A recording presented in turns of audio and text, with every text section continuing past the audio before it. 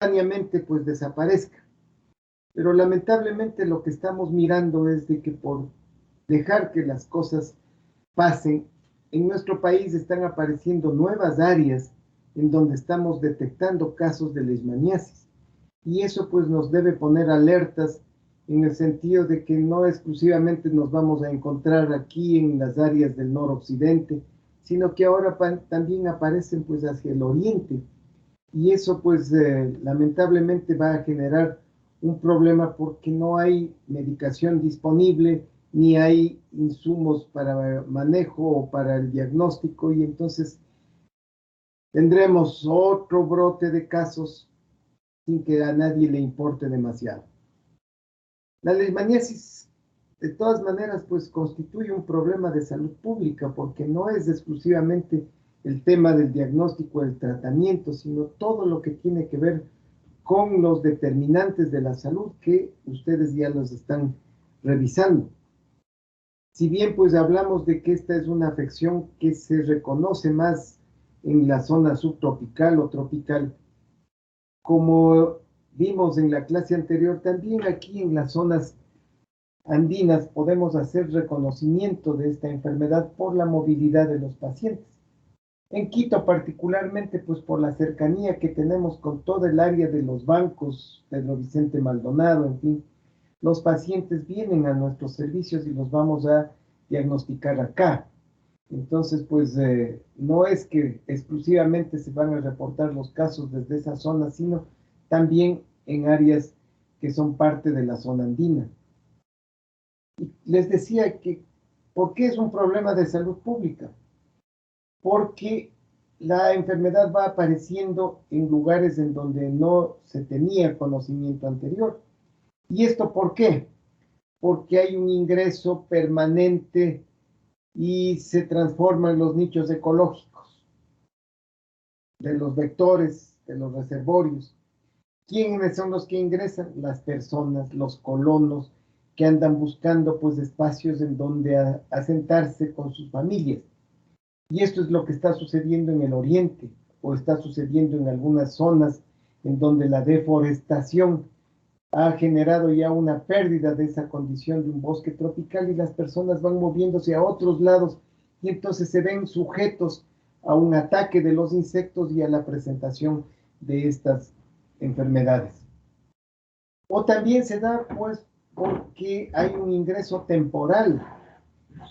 Si bien no hay una transformación ecológica porque las personas no van allá para tumbar el bosque y asentarse, sino por acciones de trabajo. Por ejemplo, militares, policías que están en destacamentos y que salen a patrullar áreas en donde se reconocen pues que pueden estar grupos de traficantes o grupos insurgentes y se exponen a la picadura de los insectos y a la aparición de estas enfermedades. Ustedes hace algunos años conocerán que se dio pues una serie de secuestros por parte de los grupos insurgentes colombianos a ciertas autoridades en Colombia, entre ellas a una ex candidata presidencial, a una senadora. Y el caso más sonado fue el de la doctora Ingrid Betancourt, ex candidata presidencial, que cuando fue liberada pues comentó que fue afectada por leishmaniasis, por paludismo y otras afecciones, porque justamente ella estuvo cautiva durante 9 años y entonces, ¿qué es lo que hacían? Pues se movían de un sitio a otro en la selva y eso pues les expuso a que sean picadas por insectos. En nuestro país incluso pues se llegó a conocer que aquí en el sector de Solanda funcionaba una especie de hospital, de centro de reposo para estos insurgentes que estaban en la frontera de Ecuador y Colombia y venían a tratarse aquí de estas afecciones para luego volver a sus actividades en la selva. Entonces, estas personas pues son las que se ven sujetas de riesgo, son sujetos de riesgo porque se ven expuestos a la picadura de los insectos. Y también otro elemento que hay que considerar es de que los colonos, pues cuando construyen sus casas, no lo hacen pues de la manera más adecuada, construyen sus viviendas de la forma más precaria posible, carecen de todo servicio y la estructura mismo pues no garantiza que estén libres de ser picados por mosquitos, porque las paredes pues no tienen ese sello, sino que quedan con tablas abiertas, hendiduras grandes por las cuales fácilmente se pueden filtrar los mosquitos. Entonces, estas características sociales, ambientales, también tienen que ser consideradas como argumentos de alto peso para plantear la posibilidad de que sea la leishmaniasis una de las afecciones por las cuales acuden las personas a nuestra consulta. Entonces vamos a ver hoy, pues, y espero de que los compañeros que nos van a presentar el caso lo hayan hecho conforme a lo que les pedí. Veamos una buena cantidad de láminas, más que la parte teórica, eso lo tienen ustedes que revisar, es parte de su aprendizaje autónomo. Aquí no vamos a entrar en el detalle de toda la parte teórica, sino más bien en la facilidad para que ustedes puedan reconocer esas úlceras, esas características que tienen estas lesiones y planteen un diagnóstico y un manejo adecuado de ese tipo de lesión. Entonces, pues, a ver, veamos, compañeros, de una vez, ¿qué es lo que nos han preparado?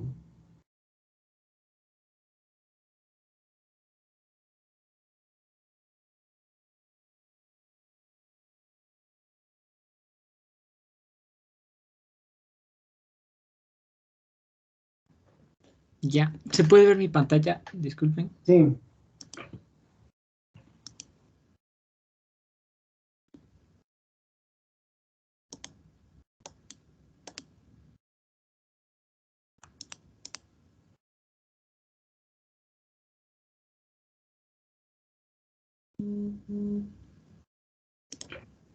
Ya. Buenas tardes, doctor. Buenas tardes, compañeros. Ahora nosotros les vamos a exponer acerca del tema de la leishmaniasis. Bien, vamos a comenzar describiendo qué es la leishmaniasis. Y la leishmaniasis es un grupo complejo de enfermedades producidas por protozoos flagelados, eucariotas, unicelulares e intracelulares. Aquí en su imagen de la derecha podemos ver los protozoos flagelados y más abajo podemos ver en su forma intracelular. Esta enfermedad es producida por un protozoo del género Leishmania que va a dañar el sistema retículo endotelial. Dentro de la epidemiología y la división de este género de Leishmania es muy importante delimitar esta división de subgénero entre Leishmania y el subgénero Viania. El subgénero Leishmania se va a encontrar más en la parte oriental, en la parte mediterránea, en la parte del África subsahariana. En cambio, el subgénero Viania se va a encontrar en lo que sería México, Centroamérica, hasta el norte de Argentina. Va a ser la distribución del subgénero Viania. Esta leishmania va a tener dos formas parasitarias. La primera es las promastigotes y la segunda son los amastigotes. En la imagen superior derecha vamos a ver los promastigotes, que son estos protozoos flagelados, y en la parte inferior vamos a ver esos amastigotes, que son esos puntitos que podemos ver allí, que son la forma intracelular. Dentro de esta enfermedad, esta es una enfermedad transmitida por vectores y sus dos principales vectores en el mundo son el Phlebotomus y el Lutzomia. El Phlebotomus es el vector del viejo mundo y la Lutzomia del nuevo mundo. Y las dos principales diferencias entre estos mosquitos son el tamaño. Mantienen ciertas características, pero su principal diferencia es el tamaño. Estos se diferencian de la Aedes aegypti porque su cuerpo en sí, como pueden ver en la imagen izquierda, es un vector, el cual tiene pelos en su cuerpo y sus alas. El vector Phlebotomus es más pequeño que el vector de Lutzomia. Y la Lutzomia va a transmitir principalmente al subgénero Viania y el Phlebotomus al subgénero Leishmania. Esto es muy importante y luego vamos a ver por qué en la distribución geográfica y en la epidemiología. A ver, recuerden ustedes lo que habíamos ya estudiado en parasitología. A este mosquito se lo conoce como la manta blanca, justamente porque, como ven en las láminas, pues las alas transparentes, al agitarse con una gran cantidad de insectos, se forma una especie de sábana de manta y por eso le conocen vulgarmente así. Y el motivo de consulta muchas veces es decir, me picó la manta blanca. Pero recuerden ustedes algo que les decíamos, no son de color blanco, son más bien de color un poco cobrizo, medio rojizo. Mosquitos pequeños, cubiertos de pelos, pero con una gran fortaleza, un tórax muy ancho, distinto de los aedes que vimos. Esos son mosquitos delgados, estos en cambio son mosquitos anchos, lo cual les permite volar distancias un poco mayores. Bien, sigue adelante. Dentro de la taxonomía de la Leishmania, vamos a ver que la Leishmania es como primo del Trypanosoma, que sabemos que el Trypanosoma es el que va a producir la enfermedad de Chagas. Y lo que les hablé de los principales dos subgéneros, Leishmania y Viaña. Estos son las especies, hay gran cantidad de especies distribuidas por todo el mundo, el subgénero Leishmania más por Medio Oriente, África subsahariana y el Mediterráneo, y Viaña desde el sur de Estados Unidos hasta el norte de Argentina. ¿Cuál es la dinámica de transmisión? Pues esta va... Entiendan bien que no son parásitos distintos, son subgéneros, es decir, la clasificación taxonómica lo que va encontrando es características más específicas de uno y otro, y por eso entonces vamos de género, el género es Leishmania, y vamos luego a los subgéneros, en el subgénero hay Leishmania y Viana, pero siguen siendo Leishmanias, y por eso es que vemos ahí en el cuadrito pues el gran número de especies que se reconocen, incluso por eso hablamos de los famosos grupos que engloban a Leishmania y a Viana, y eso pues permite hasta ubicarlos, quienes van hacia el Centroamérica y quienes van hacia Sudamérica. Entonces, los complejos estos de Leishmania mexicana son los que se reconocen en América Central, desde México hasta Panamá más o menos, y el complejo de Leishmania brasiliensis que viene desde Colombia hasta Argentina más o menos. Bien, vamos adelante entonces. La dinámica de transmisión va a depender principalmente de su vector y cuáles son las características del vector. Quiero que vayan viendo cada uno de los números para que no se pierdan el orden. Entonces, primero, como ya les expliqué, el parásito es un protozoo del género Leishmania que se va a multiplicar en células de múltiples especies de mamíferos. Los huéspedes son gran cantidad de mamíferos entre domésticos y silvestres. Dentro de los domésticos tenemos el perro, que es el principal reservorio en ciertas zonas de la zona mediterránea, también en ciertas zonas de Centroamérica y de nuestros países, que ya les voy a mostrar por qué. La liebre también es un principal reservorio, pero este es secundario, y tenemos otros mamíferos como felinos y roedores. Luego que un animal enfermo que contiene las amastigotes y luego los promastigotes que viajan a través de la sangre, es picado por el mosquito Phlebotomus. Esto solo pica las hembras, al igual que en el Aedes aegypti. Entonces, la característica es que tiene el cuerpo peludo, una longitud de 2 a 3 milímetros, aunque puede llegar hasta 5 milímetros de la especie Lutzomia. El parásito se va a reproducir en el tubo digestivo del mosquito. Aquí también hay una distinción, ya que el subgénero Leishmania va a reproducirse en el intestino anterior y medio y el subgénero Vienia en el intestino posterior. Estas no van a emitir ningún tipo de zumbido, esta luxomia, y la actividad es crepuscular y nocturna. Ellos prefieren estar por encima de los 16 a 18 grados centígrados. No les gusta estar en la lluvia y prefieren viajar en el viento. Además, muy importante, les atrae la luz y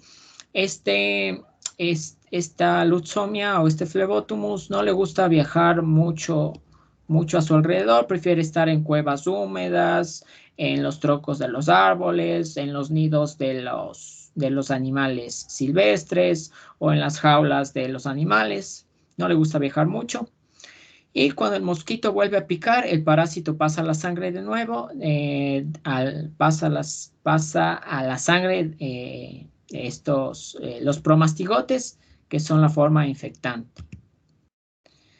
Luego, si infecta a los humanos, suele producir dos tipos de enfermedades. Esto es, en la literatura inglesa le divide en dos tipos de enfermedades, pero comúnmente son tres tipos de enfermedades. Primero tenemos la leishmaniasis cutánea, también conocido como botón de oriente, y la leishmaniasis visceral o Kala-Azar. De la leishmaniasis cutánea, la literatura americana la divide en leishmaniasis cutánea en sí y mucocutánea. Y ahí tenemos los tres principales tipos de leishmaniasis: cutánea, mucosa y visceral, que ya les voy a explicar. Entonces, igual aquí seguiránme con los numeritos. Primero, inocula el parásito en forma de promastigote al ser humano.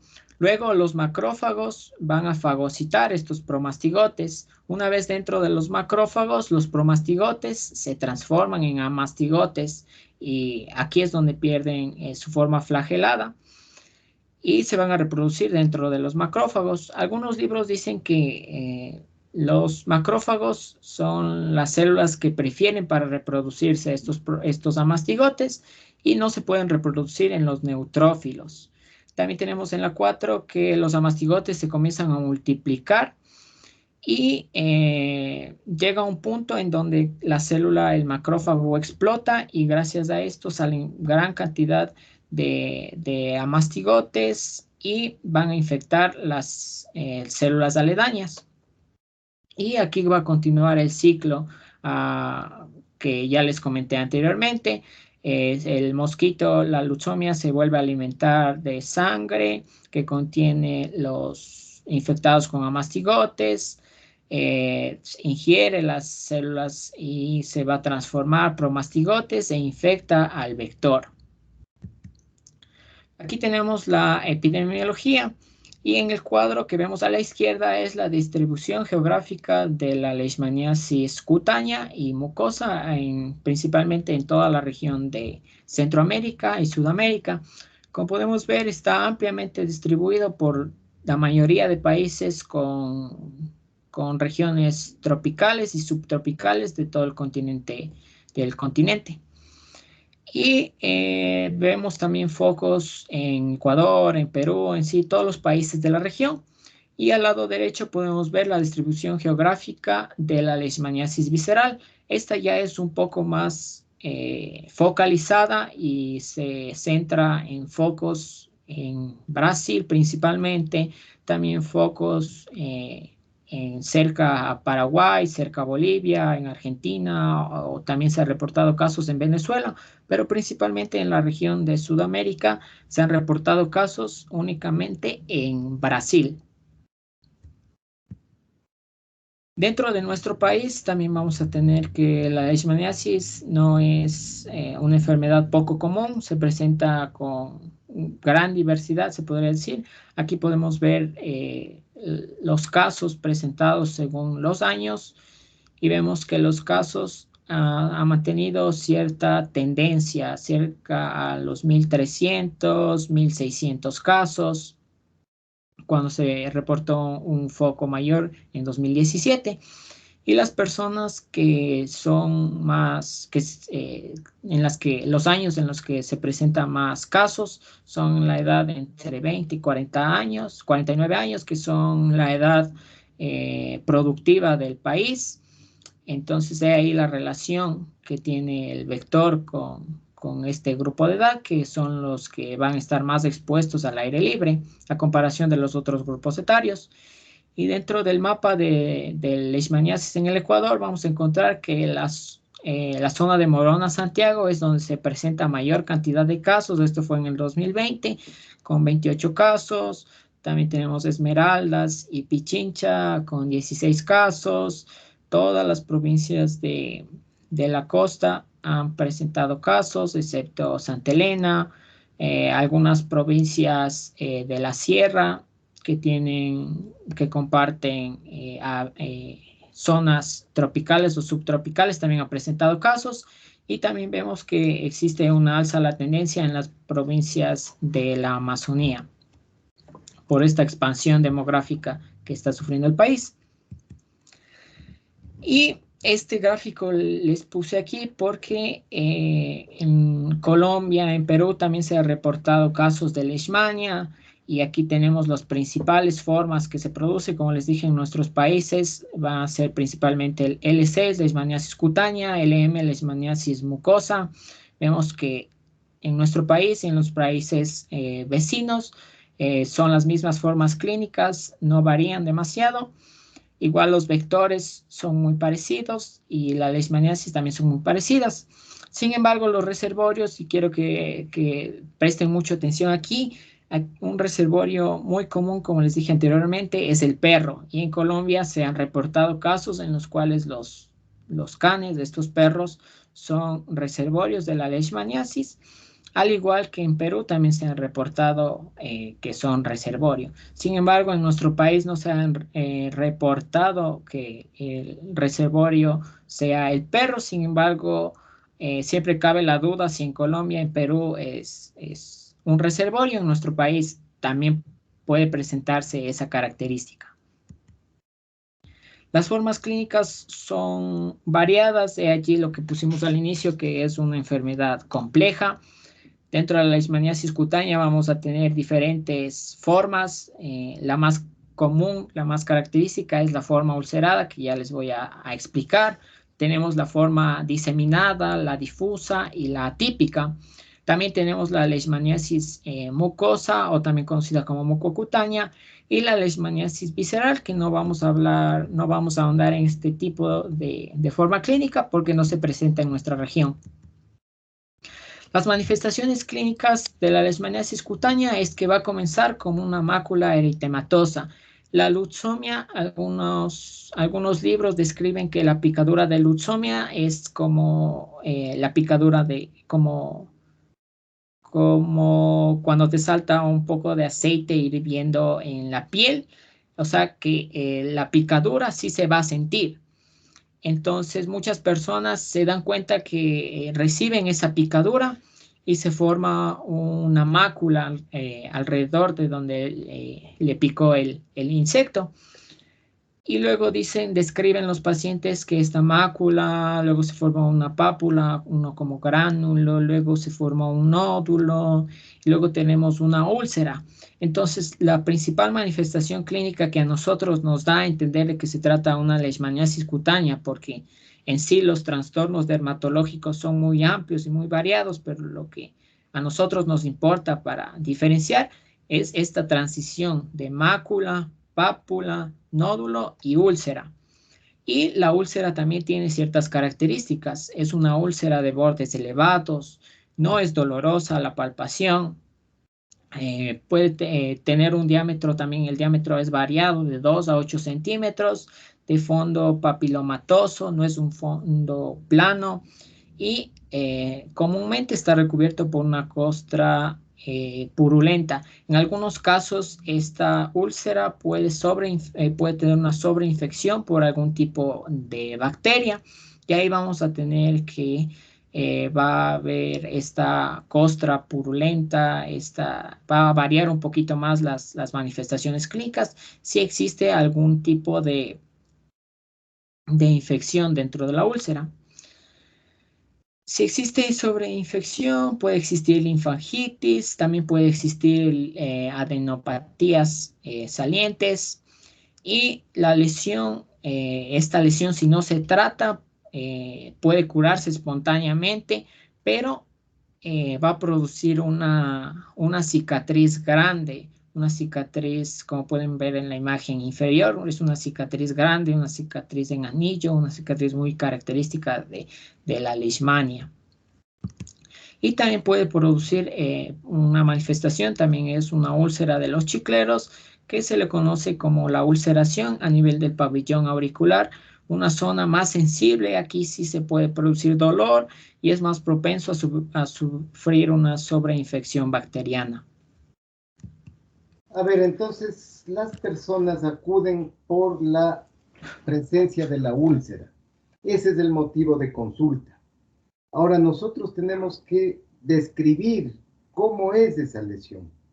Y ahí tienen ustedes pues esas características.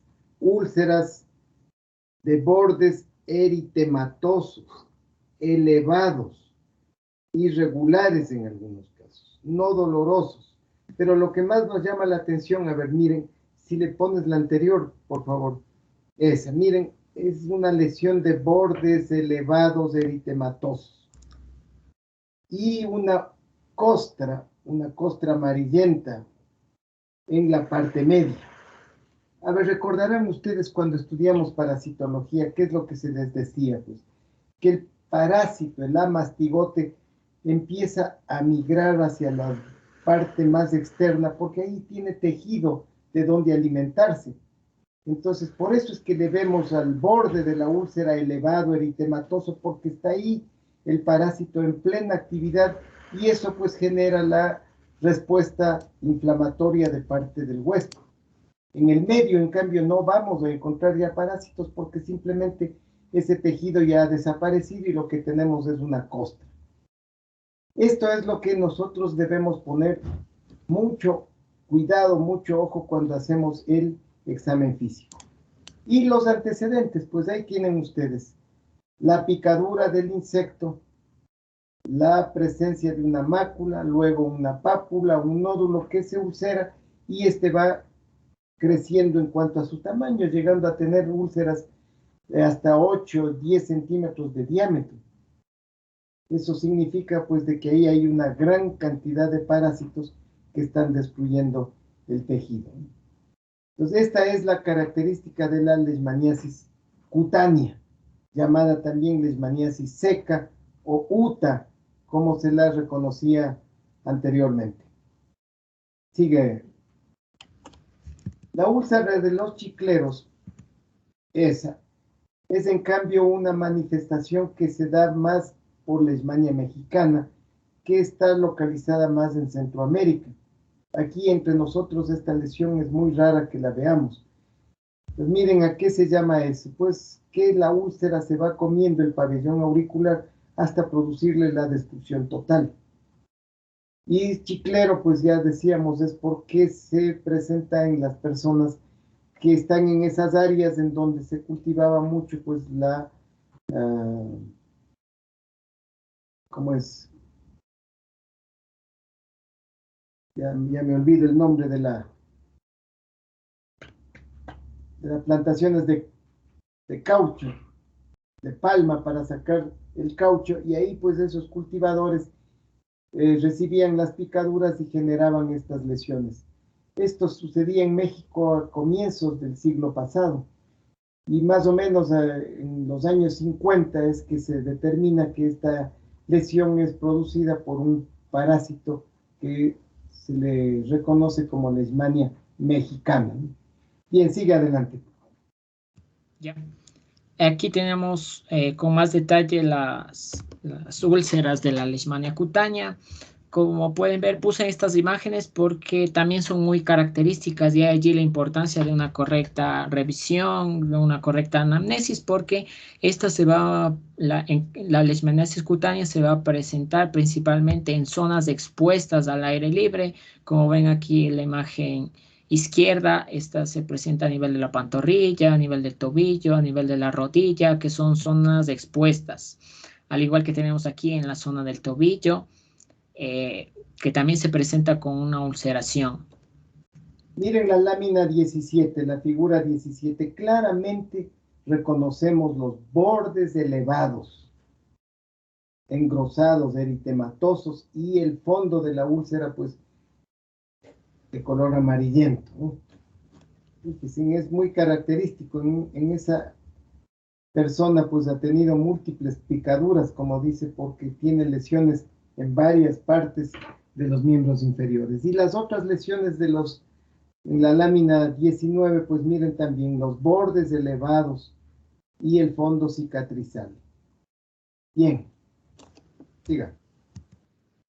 También tenemos, como les dije, otras formas que son la leishmaniasis cutánea diseminada. Esta es un tanto rara, pero también para que vean que se puede dar. En este caso, la principal manifestación clínica, aparte de la picadura de mosquito, formación de mácula, pápula, es esta diseminación. Es una especie, el paciente empieza a decir que como que le está saliendo acné por todas partes del cuerpo.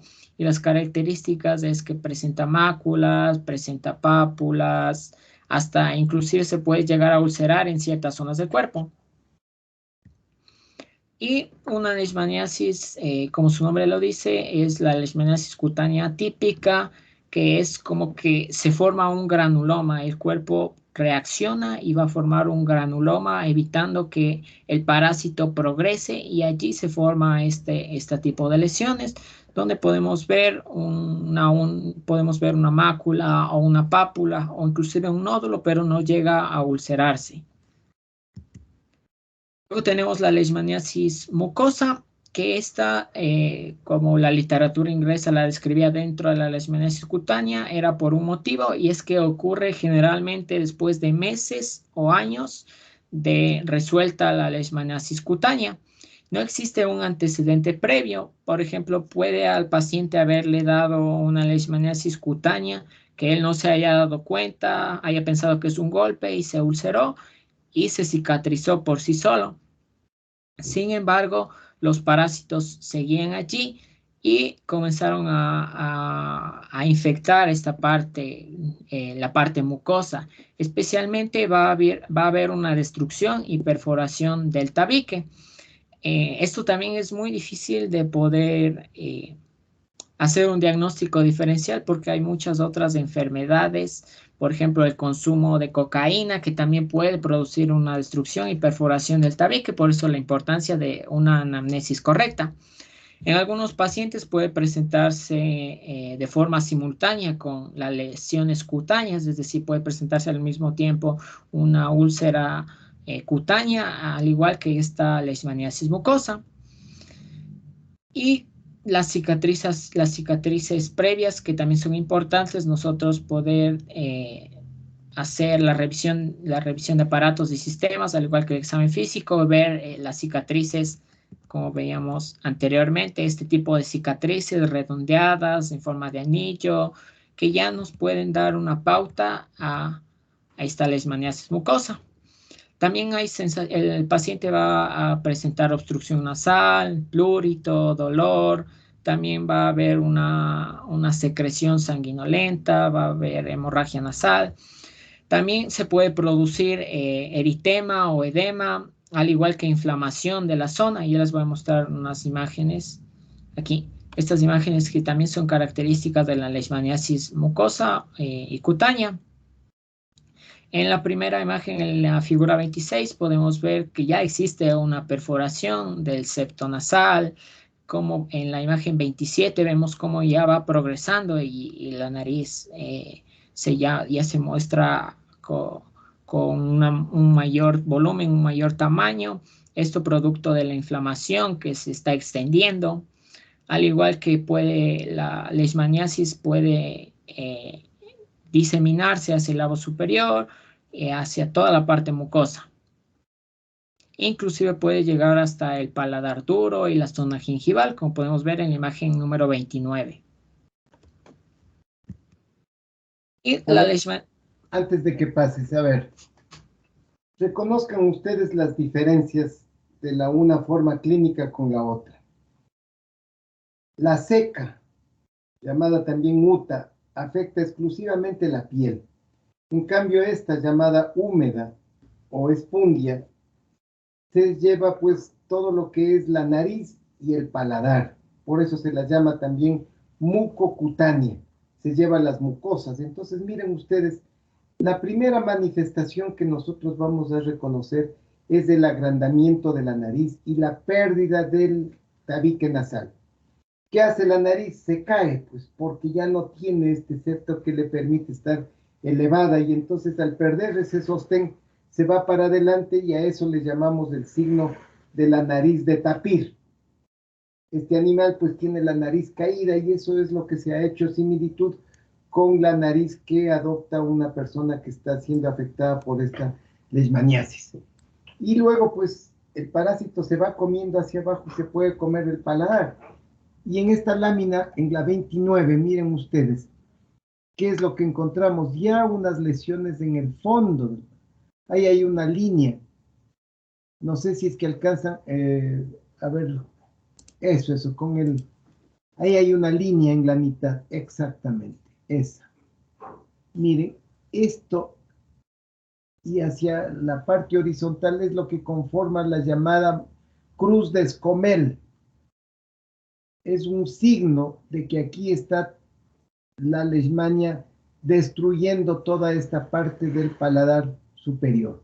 Miren cómo está diseminada, acá hay una zona eritematosa y todo esto se va a perder, pues. Miren acá, ya se ha comido el tabique nasal, la nariz por completo dañada, ¿no? Entonces, esta es la forma mucosa, mucocutánea. Miren aquí en esta, pues nos dice que ya hay una recuperación, pero se ha perdido de todas maneras aquí una parte del tabique nasal.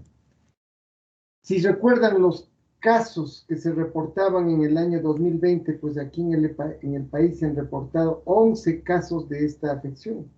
Y no en la provincia de Pichincha, en Morona, Santiago.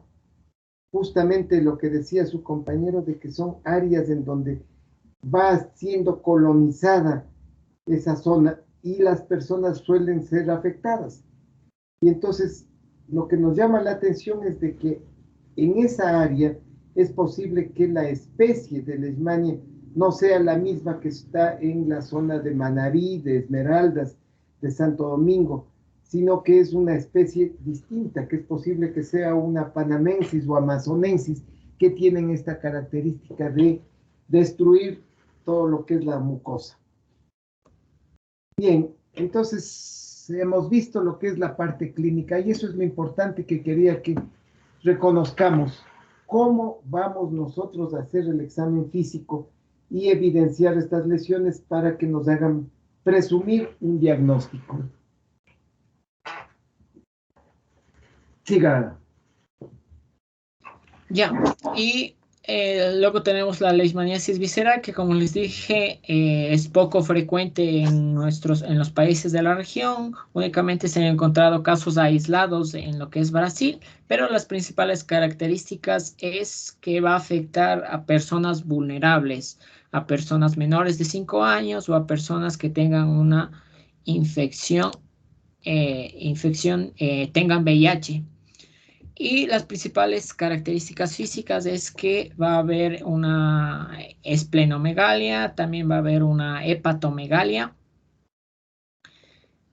y no es dolorosa la palpación y lo que pasa es que los macrófagos infectados por amastigotes van a dirigirse a estos órganos hematopoyéticos, se van a alojar allí, va a explotar el macrófago y estos amastigotes van a invadir a estas células produciendo esta hepatomegalia, esta esplenomegalia. No se va a presentar ningún otro signo, va a presentarse fiebre, no va a ser doloroso la palpación y por eso es difícil de diagnosticar porque los padres, en caso de los niños de 5 años, no se dan cuenta de esta ligera aumento del abdomen de sus hijos, entonces la enfermedad sigue progresando y puede ocurrir daños a nivel hepático, al igual que daños a nivel linfático.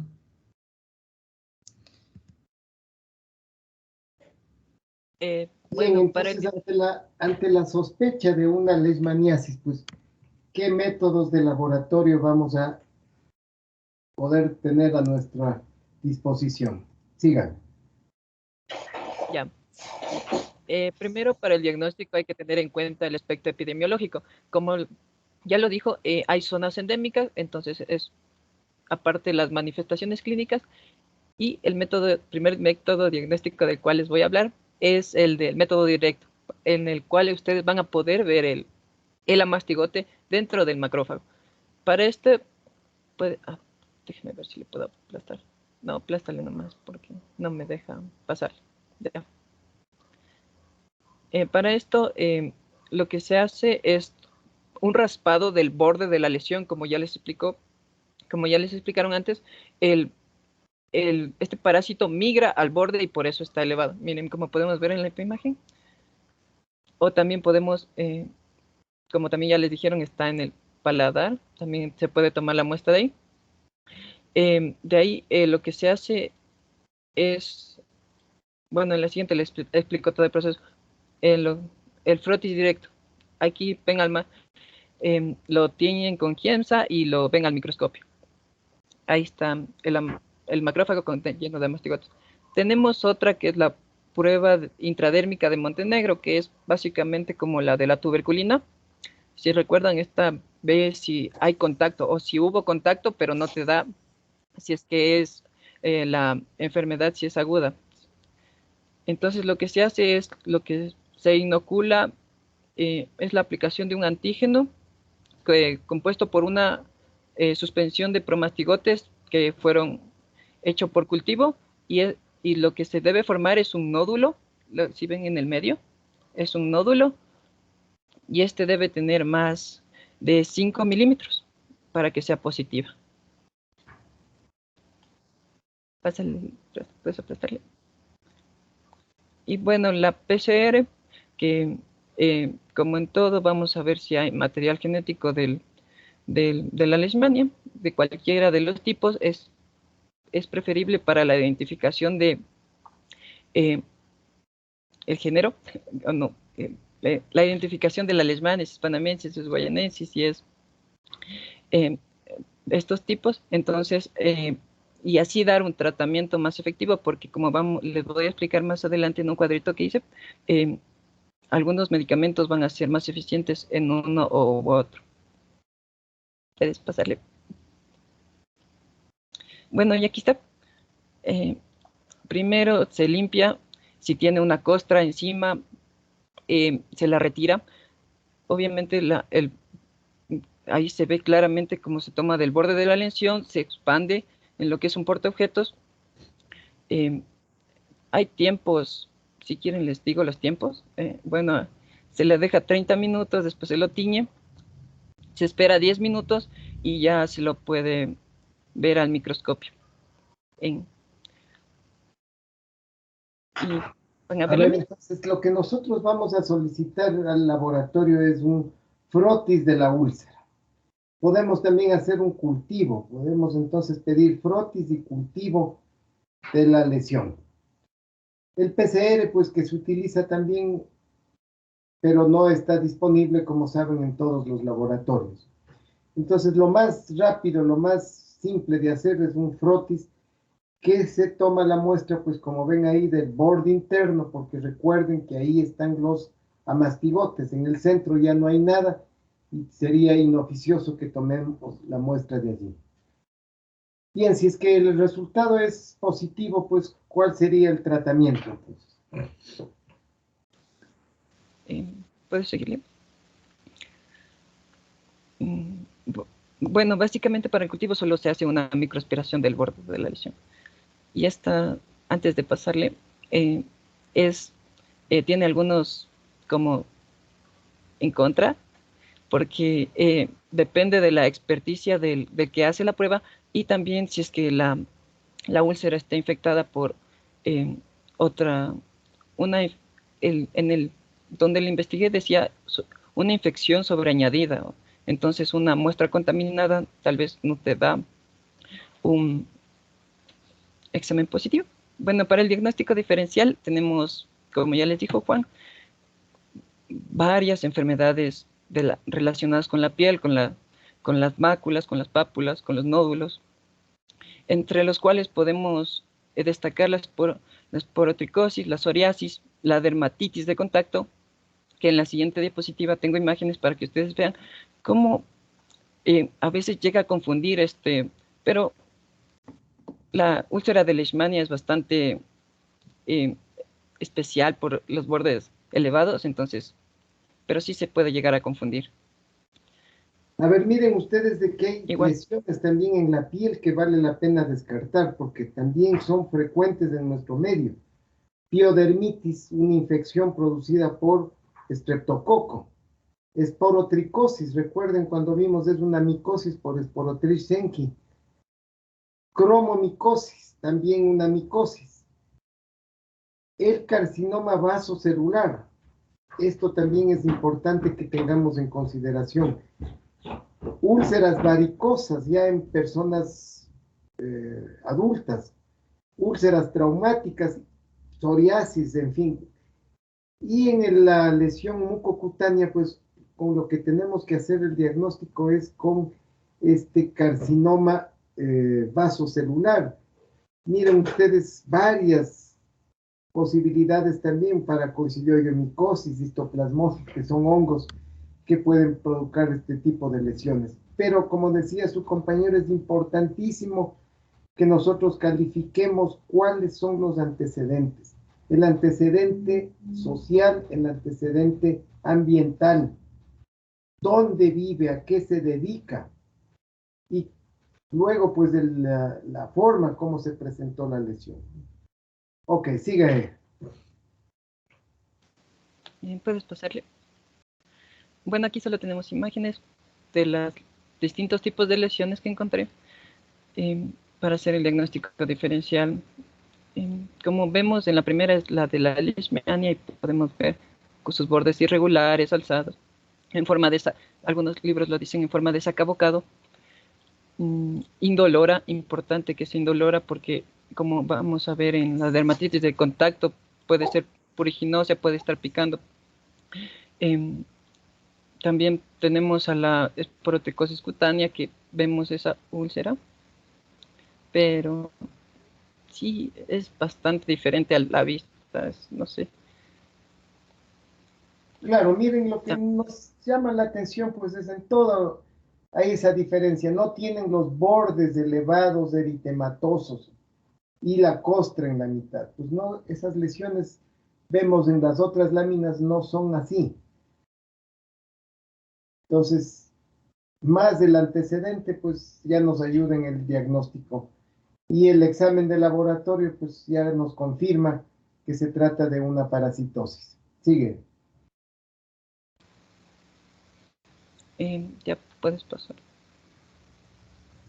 Bueno, aquí el tratamiento les voy a explicar. En el Ecuador el tratamiento de primera elección son las antimoniales pentavalentes. Estos solo tienen presentación intramuscular e intravenosa y se administran de 10 a 20 miligramos por kilogramo día. Esto tiene una duración de 20 días y la calidad de evidencia es bastante alta y por eso su recomendación es fuerte.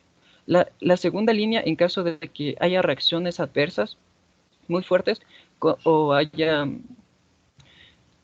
claro, reacciones adversas o el tratamiento sea en niños, vamos a tener la segunda línea, que es la miltefosina, que su tratamiento es de vía oral, se administra igualmente de 1.5 a 2.5 miligramos por kilogramo día. Igual nos sirve para ciertos tipos de leishmania. En el último cuadrito, si es que le podemos ver, guayanensis y panamensis serían donde más eficacia tendría este. Igual hay que recalcar algo. En niños no hay muchos estudios, entonces por esto revisé un metaanálisis donde dice que la mayoría de tratamientos en niños, porque también se presenta, era extrapolado de dosis de adultos a los niños, que no había los suficientes estudios para decir cuál tenía mejor eficacia o cuál tenía, solo son extrapolados. Pero igualmente sigue siendo efectivo para la disminución de la úlcera y para que te quede una cicatriz menos grande, porque las úlceras son bastante grandes y dejan una cicatriz bastante fea. Bueno, ahí tenemos los de tercera línea o cuarta línea que ya tienen una calidad de evidencia baja y casi no se recomienda, como tenemos el ketonazol y el isetionato de pentamido. Miren Eso para ustedes la que sigue perdón. siendo... A ver, siga. Continúe.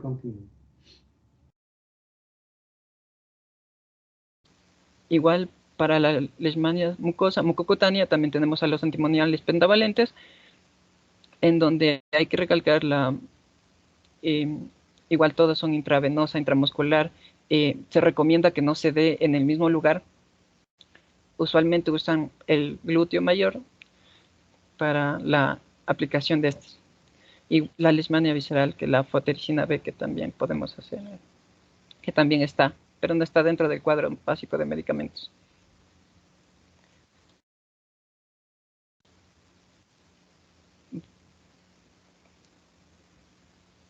Ya. Aquí vamos a ver, esto saqué del Ministerio de Salud, es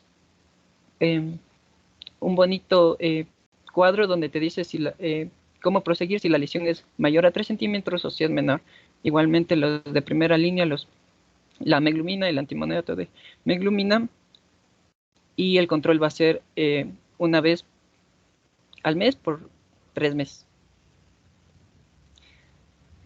Y, o sea, bueno, hay algunos medicamentos, en caso de que no funcione, hay pomadas como el ungüento de paramomicina o el antimoniato de meglumina también, dentro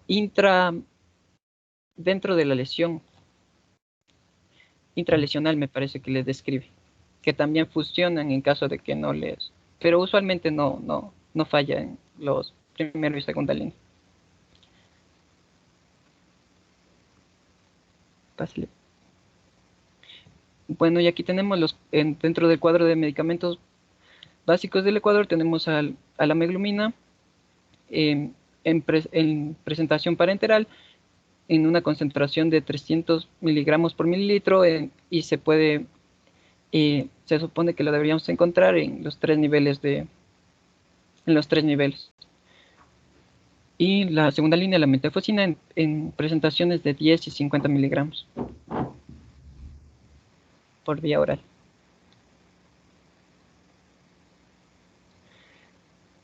Para el manejo clínico y la sospecha clínica, como es importante, el manejo clínico puede ser en un centro de salud, en donde se piden un examen directo o una prueba de intradermorreacción, que es más usada en zonas endémicas.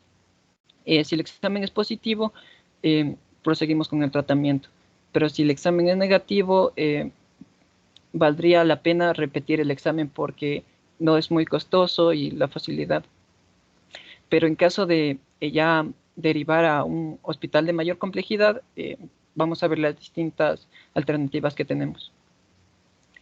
Ya en el hospital de mayor complejidad tenemos a los cultivos, la histopatología, tenemos el PCR, en donde ya podemos incluso ver cuál de estos parásitos y dar una mejor terapia. Ok, a ver, antes de que pasemos al caso. Entonces, recuerden ustedes, tenemos disponibles de acuerdo al cuadro básico de medicamentos. A ver, regrésale, por favor. 2 medicamentos. El antimoniato de meglumine, el glucantine. Este viene en presentaciones de 5 mililitros, ampollas de 5 mililitros, que contienen 300 miligramos por mililitro. Eso quiere decir de que hay 1500 miligramos en cada ampolla. Y en cambio la miltefosina, que tiene una administración oral, viene en presentaciones de 10 y de 50 miligramos. Recuerden que ahí nosotros tenemos que calcular la dosis y de acuerdo con eso, pues administrar las tabletas de 10 o de 50 miligramos. Conforme a esto que tenemos, pues entonces nosotros tenemos que dar el tratamiento. Si es que el caso ya está confirmado, pues no necesitamos hacer nada más sino entrar al tratamiento. Ahora, la miltefosina empieza a utilizarse porque los niños tienen problemas de apego al tratamiento con la meglumine, porque son inyecciones diarias que hay que ponerles. Y entonces, si a los adultos les resulta molesto, doloroso, peor a los niños. Entonces, por eso es que se está buscando pues una alternativa para el tratamiento de esta enfermedad, no de vía parenteral, sino de vía oral. No tenemos todavía reportes sobre la efectividad comparada con la meglumina. La meglumina sigue siendo el fármaco de elección, pero es posible pues que podamos utilizar miltefosina en el caso de niños. Creo que esa es la mejor alternativa disponible en este momento. Bueno, veamos el caso entonces.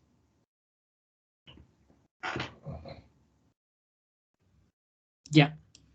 Entonces, ahora nosotros les vamos a presentar nuestro caso clínico. Iniciamos. Se trata de una paciente femenina de 4 años de edad, originaria y residente del cantón Pedro Vicente Maldonado, esto es en la provincia de Pichincha, quien acudió con su madre al subcentro de salud de la zona a inicios de diciembre del 2020, ya que presentaba máculas en la región malar derecha, a lo que le diagnosticaron con dermatitis por contacto y le recomendaron mantener una higiene facial adecuada, el uso de bloqueador, mantenerse alejada de su mascota, ya que el médico consideraba que la mascota era la principal causa de esta dermatitis.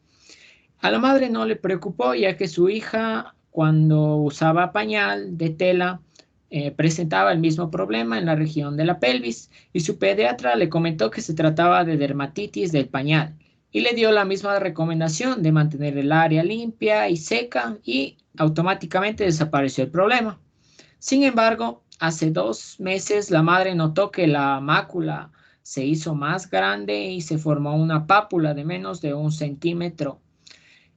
Mantuvo las recomendaciones del médico. Sin embargo, hace 1 mes se formó una úlcera que no es dolorosa, es eritematosa y de bordes elevados de 2 centímetros de diámetro, lo cual alertó a la madre y decidió acudir al hospital militar. Al interrogatorio, la madre afirma que en su casa no usa toldos porque tiene manchas en las puertas y las ventanas. Además que su hija no puede dormir sola por las noches porque le tiene miedo a la oscuridad, por lo cual le compraron una lámpara de noche. Entonces, bien, nosotros iniciamos y con la anamnesis y el establecimiento, el nombre, apellido, sexo femenino, número de hoja 1 y el motivo de consulta por el cual le trajo a la niña es ulceración de la piel en el pómulo derecho. Los antecedentes personales: tenemos que la niña tuvo dermatitis del pañal a los 8 meses de nacida, además que fue diagnosticada con dermatitis de contacto por el médico del subcentro de salud, además que tiene problemas psicológicos con la nictofobia, que es el miedo a la oscuridad. En antecedentes familiares, la madre afirma que dentro de su familia no tiene ningún tipo de antecedentes familiares y no acuden comúnmente al médico. En la enfermedad o problema actual tenemos que el paciente se presenta con ulceración cutánea en la región malar derecha que apareció hace 1 mes y comenzó con una mácula eritematosa hace 7 meses. Esa es la fecha real y fecha aparente hace 1 mes. Por una aparente dermatitis de contacto que fue evolucionando a una pápula de 1 centímetro de diámetro, luego a un nódulo duro a la palpación y terminó en una úlcera de 2 centímetros por 1.5, que según la madre aumenta de tamaño, de bordes elevados, delimitados, recubierta parcialmente por una costra que no es dolorosa a la palpación y además presenta una alza térmica de 37.9 grados centígrados, o sea, una febrícula. Actualmente la niña no refiere dolor, sin embargo, la zona se torna pruriginosa, por lo que la costra se ha desprendido parcialmente. En los signos vitales y la medición, una presión arterial de 124/82, no tenemos alteración. Frecuencia cardíaca de 80, tampoco tenemos alteración. Frecuencia respiratoria de 17 por minuto. Una temperatura bucal de 37.9. Un peso de 15 kilogramos y una talla de 1,02 m, que mantiene relación con el sexo, la edad, o sea, tenemos una talla adecuada. Al examen físico presenta alteraciones en piel y faneras, es la úlcera de bordes elevados, regulares, indoloros en la región malar derecha. En la cabeza va a presentar cadenas ganglionares retroauriculares en la región derecha, palpables e indoloras. Al igual que vamos a presentar alteraciones patológicas a nivel del cuello con las cadenas ganglionares submandibulares y de la región yugular derecha, palpables e indoloras. Luego de haber hecho esto, nosotros procedemos a hacer la división de argumentos, al igual que la ponderación y el diagnóstico diferencial. Entonces, como es una enfermedad compleja de diagnosticar, nosotros vamos a mantener el diagnóstico del anterior médico como una presunción, por lo cual procedemos también a hacer el diagnóstico diferencial. Entonces, como sospechamos de leishmaniasis, vamos a dividir los argumentos en 5 tipos: biológicos, sociales, ambientales, clínicos e institucionales, como pueden ver en su pantalla. En biológicos, tenemos que es mujer, de sexo femenino, es mujer de 4 años de edad. La ponderación tenemos 0 porque no representa ningún puntaje para nosotros, el sexo o la edad. En sociales tenemos que la madre afirmó que no duermen con toldos porque tenían mallas, sin embargo no tenían una protección personal. Y el uso de lámpara de noche. Decidimos darles un puntaje de 10 a cada uno porque el dormir sin toldo puede ser que haya mallas en puertas y ventanas, sin embargo puede que haya huecos en el techo o pueden pasar los mosquitos. La lutzomia generalmente vuela abajo, entonces puede pasar por las rendijas de la puerta y no importaría si hay mallas. La importancia sería dormir con toldos, sin embargo no duerme, entonces damos una ponderación media de 10 puntos. El uso de lámpara de noche, porque la niña tenía miedo a la oscuridad, le damos una ponderación de 10, porque la lutzomia, como les había explicado, le atrae bastante la luz. Entonces, al haber esta lámpara de noche encendida, puede atraer a este tipo de vectores, inclusive a otro tipo de vectores. En los ambientales, el lugar de residencia, que es Pedro Vicente Maldonado, como en la epidemiología les mostramos, la distribución de la leishmaniasis a nivel del país, Pichincha y especialmente este cantón es uno de los más afectados, es donde hay mayor incidencia y prevalencia de casos de leishmaniasis, y por lo cual nosotros le dimos una ponderación de 15 porque la distribución geográfica es muy importante. En ambientales también mantiene el contacto con una mascota, le pusimos una ponderación de 5 puntos. Aquí teníamos una discrepancia si ponerle 5 puntos o ponerle 10 puntos. Sin embargo, le dejamos con 5 puntos porque en Ecuador no se ha reportado casos de leishmaniasis, de que un reservorio sea el perro. Sin embargo, mantenemos estos 5 puntos porque en otros países como Colombia y Perú sí se han reportado casos de que el reservorio sea el perro. En la parte clínica tenemos la evolución mácula, pápula, nódulo a úlcera no dolorosa. Le damos una ponderación de 25 puntos a toda esta estructura porque es muy característico de la leishmaniasis, cutánea y mucocutánea. Esta presentación de que una mácula pase a una pápula, luego a un nódulo y luego a una úlcera no dolorosa, entonces es lo más característico dentro de la enfermedad y le damos una ponderación de 25 puntos a la presencia de 3 estructuras. El alza térmica de 37.9 grados centígrados le damos una ponderación de 5 porque ya discernimos que ya logramos observar que había nódulos regionales palpables.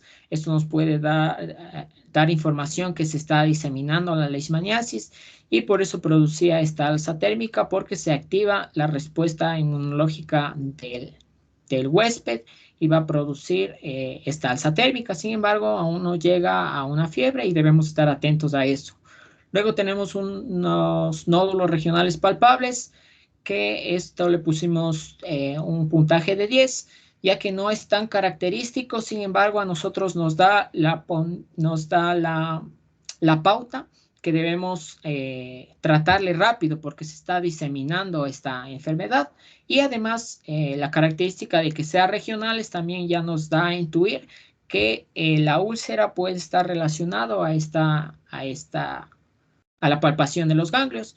En institucionales, la visita al centro de salud, le pusimos una ponderación de 0 porque no consideramos tan característico para la leishmaniasis. Sumando todo esto, nos da un puntaje de 80 sobre 100. Luego procedimos a hacer el diagnóstico diferencial con la dermatitis de contacto y lo dividimos igual en 5 categorías. En biológicos, en mujer, no distingue sexo. Sin embargo, la edad le pusimos una ponderación de 10 puntos porque la dermatitis por contacto se presenta principalmente en niños menores de 5 años. Es muy característico. En sociales, no duerme con toldo, el uso de lámpara de noche no influye, ponderación de 0.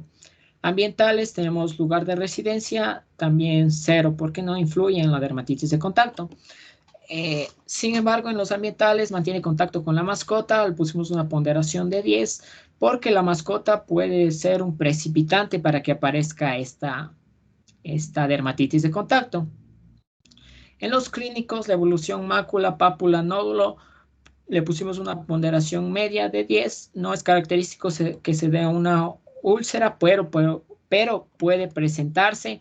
Además que esta dermatitis de contacto, si la reacción del cuerpo, la reacción inmunológica es muy exacerbada, puede darse esta transición. La alza térmica no es característico, ya que la dermatitis de contacto es regional y delimitada, al igual que nódulos regionales palpables, no es característico.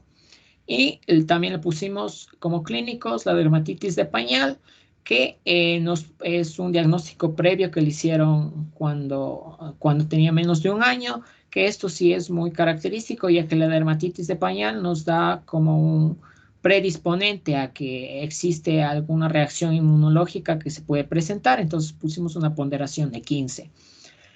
A esto le sumamos y nos dio 45 sobre 100. Ok, a ver, no le pases todavía. A ver, Janina Valencia.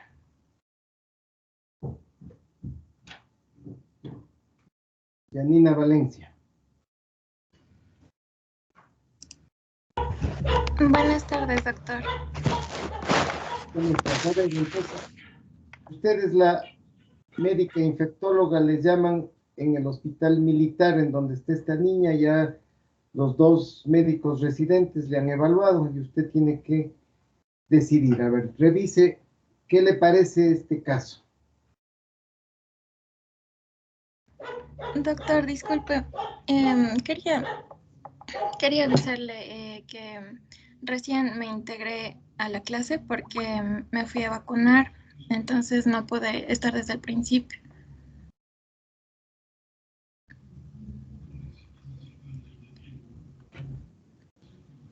A ver, Wendy Tipán. Sí, doc. A ver, lo que les decía. Analice este caso. ¿Está de acuerdo con lo que sus compañeros han establecido ahí, pues, esa ponderación de argumentos?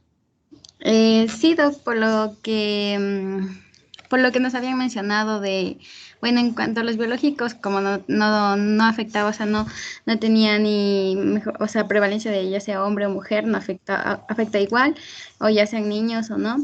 Los sociales, por lo que del toldo, ya que los mosquitos sí pueden ingresar al hogar y pueden picarle.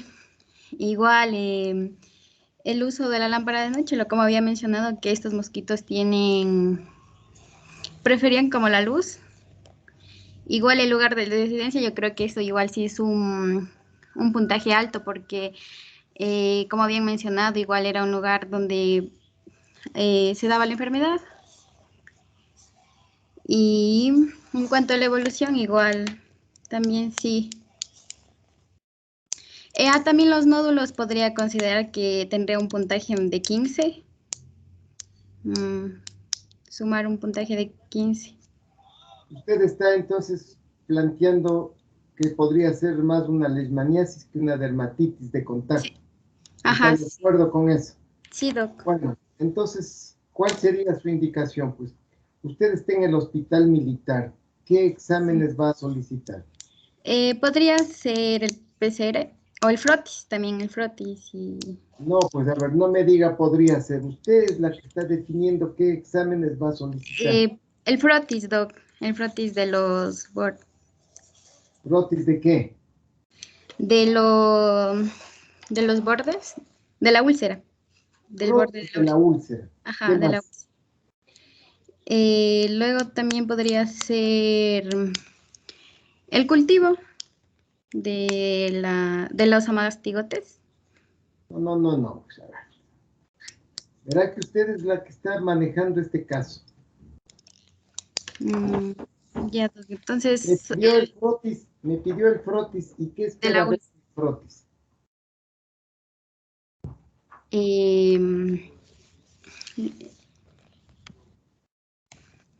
Los amastigotes. Los amastigotes. Me pidió Sí. cultivo. ¿Qué espera encontrar en el cultivo?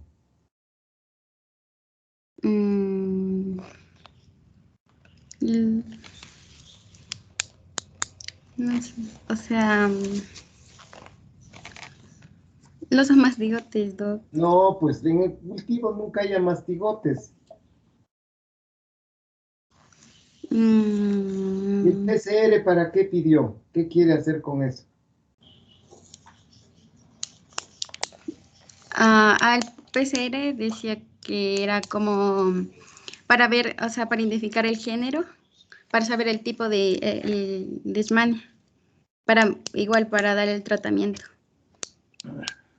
A ver, chicos, ustedes no están poniendo atención. Ya me estoy dando cuenta de que simplemente sus compañeros que presentan, pues, hablan y ustedes están haciendo cualquier otra cosa. Las decisiones que se toman tienen que estar bien justificadas, no pedir por pedir.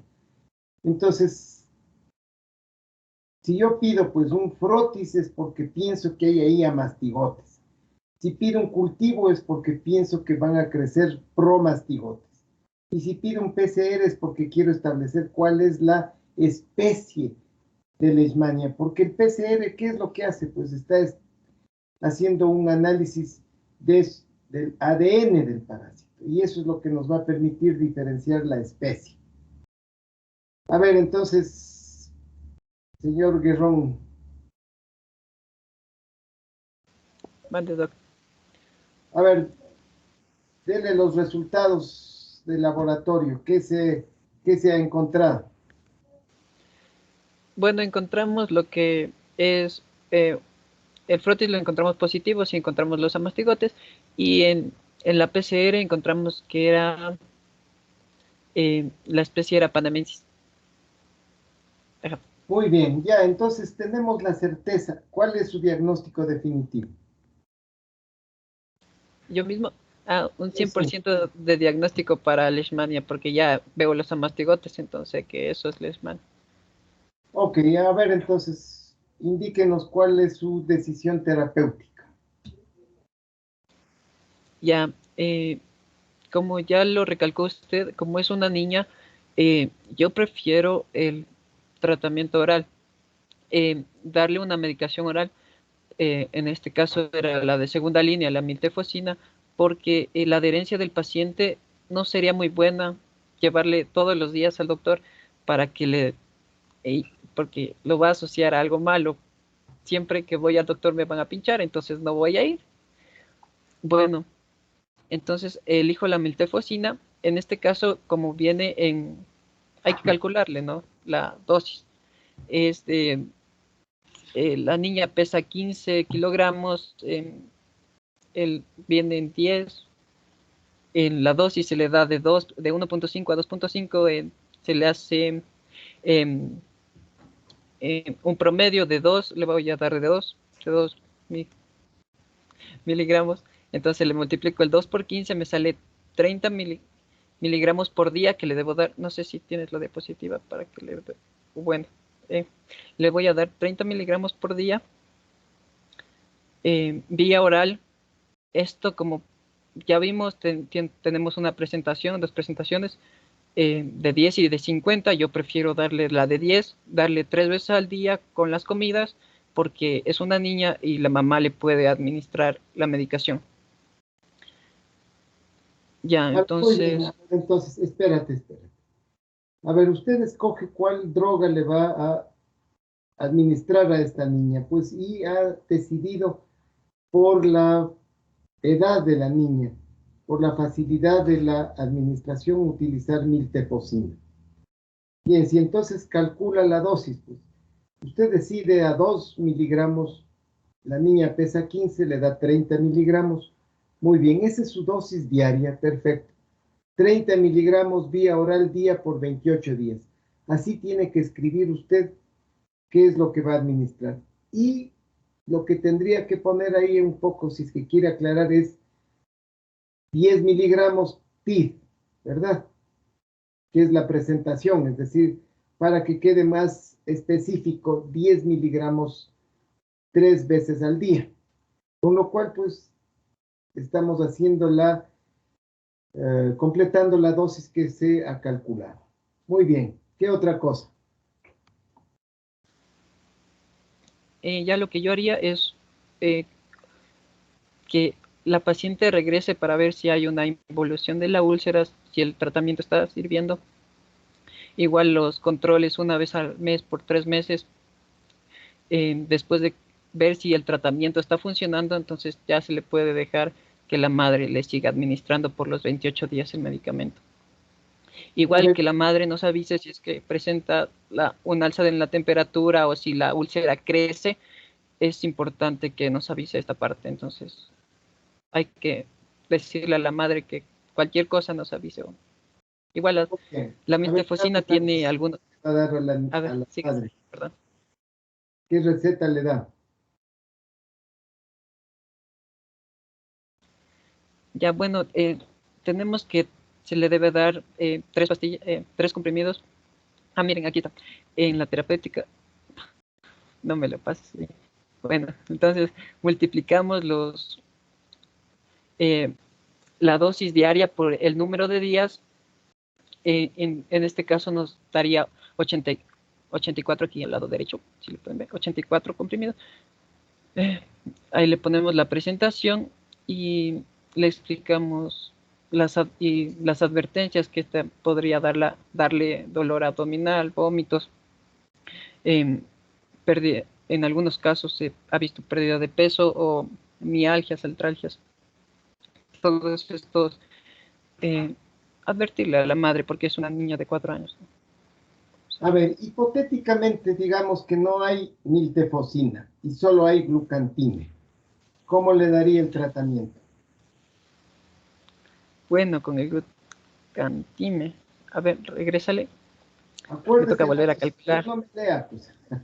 Esto tiene que hacerlo ya así de memoria, pues. Bueno, ya, ya use la polla. A ver, ¿cómo le daría? Ya, a ver, 10 a 20 miligramos por kilogramo día. ¿Cuánto le daría? 15 por 10. Es que... Ella pesa 15 miligramos. ¿Cuántos miligramos le daría? 150 es la dosis diaria. O sea, Y por haciéndole con 10. Le vamos a dar nosotros 20 miligramos por 15 nos daría 300 miligramos, ¿verdad? 300. O sea, ¿eso cuánto significa en centímetros cúbicos? Acuérdese, pues, usted mismo me presentó eso. A ver, en una ampolla de 5 vienen 1500, entonces 1 centímetro tiene 300. O sea que yo a esta niña tendría que inyectarle todos los días 1 centímetro cúbico. No es una cantidad mayor, pero el problema es que todos los días tengo que ponerle una inyección. Y eso realmente es bastante complejo. Y la niña, pues en una semana me va a botar el tratamiento. Si ya no quiero que me sigan poniendo. Entonces, por eso es preferible. Si tengo la presentación oral del miltefosine, pues vamos a utilizar eso. Pues miren ustedes, en este caso, nosotros le estaríamos teniendo que calcular 20 miligramos por kilo. Porque además, fíjense, hay una característica. Esta lesión en la región, en la cara, podría irse hacia la vía de una lesión mucocutánea. Entonces, tendríamos aquí que utilizar la dosis mayor para que el parásito se elimine más rápidamente. Entonces, por eso calcularíamos 20 por 15, 301 centímetro cúbico. Pero si tengo la miltefosina, pues vamos tranquilamente con eso, ¿no? Ok. Exactamente, ahí tienen ustedes. Todo eso tienen que hacer un diagnóstico, hacer un manejo rápido. ¿Qué tengo a la mano? Yo sé que ahora hay muchos medicamentos y que a veces la memoria nos falla, pero para eso tienen el cuadrito para que rápidamente se recuerden. Ahora no se ve mal, pues que los médicos anden en el mandil con la computadora y entonces rápido le calculan. Antes era una especie de sacrilegio que el médico esté en media consulta buscando algún dato, alguna información, porque eso significaba de que el hombre no sabía. Y entonces todo teníamos que tener guardado en la memoria porque las indicaciones tenían que hacerse ahí. Lo mismo que los reportes de laboratorio, los valores teníamos que estar aquí. Nada de computadora, nada de teléfono, nada de nada. Ahora pues ya se puede utilizar, eso no es problema. Y entonces más bien para tener mayor certeza pueden hacer uso de esa herramienta. Pero háganlo bien, no porque tengan eso a la mano pueden echar cualquier cantidad de medicamentos. Bueno, vamos entonces, terminamos con esto. A ver, antes de que se vayan, un compañero ayudante de la cátedra de parasitología, un buen estudiante, pues quiere hacerles una propuesta de trabajo a ustedes, así que aquí, ciérrale nomás, Edwin. Está con nosotros Martín Calderón, que como les digo, pues es un estudiante muy destacado, fue mi ayudante de cátedra, así que ha pedido que quiere conversar con ustedes sobre un tema, así que le vamos a recibir para que les cuente qué es lo que está proponiendo. A ver, Martín, ¿qué tal? Muy buenas tardes, doctor. Buenas tardes, chicos. ¿Cómo están? Siga adelante, pues cuénteles. Bueno, chicos, como ya me presentó el doctor, estoy en 9º semestre y estamos haciendo un proyecto de investigación independiente, el cual trata de asociar la modalidad virtual con trastornos como depresión, ansiedad y estrés. Este estudio me parece único porque no sabremos cuándo tendremos otra pandemia. Entonces, vamos a tomar 2 muestras, una actualmente en la modalidad virtual para ver cómo están ustedes y posteriormente en una modalidad presencial. No sé si 7, 8 meses, depende de cómo se desarrolle todo este panorama. Entonces, chicos, si tienen unos 7 minutos, les envío el link por este mismo grupo de Teams y me ayudan contestando a esta encuesta, por favor. Quiero recalcar 3 puntos antes de enviarles el link. El número 1 es que es completamente anónimo. Una vez que acepten participar, no sabremos quiénes son. Se les asignará un número aleatorio. Entonces, pueden contestar sin ningún problema. 2, en la parte de número telefónico, ya ha pasado que ponen número de cédula, entonces evitar eso. Y tercero, cualquier pregunta que tengan, voy a estar aquí para solventarla. Se demoran 7 minutos o menos, son 4 secciones, datos demográficos, la segunda parte es depresión, ansiedad y la última es estrés. Gracias, chicos. Bueno, muy bien, chicos. Entonces, que les vaya bien, pues. Ayuden en este trabajo. Ya les tocará también a ustedes ser parte de algunos proyectos de investigación.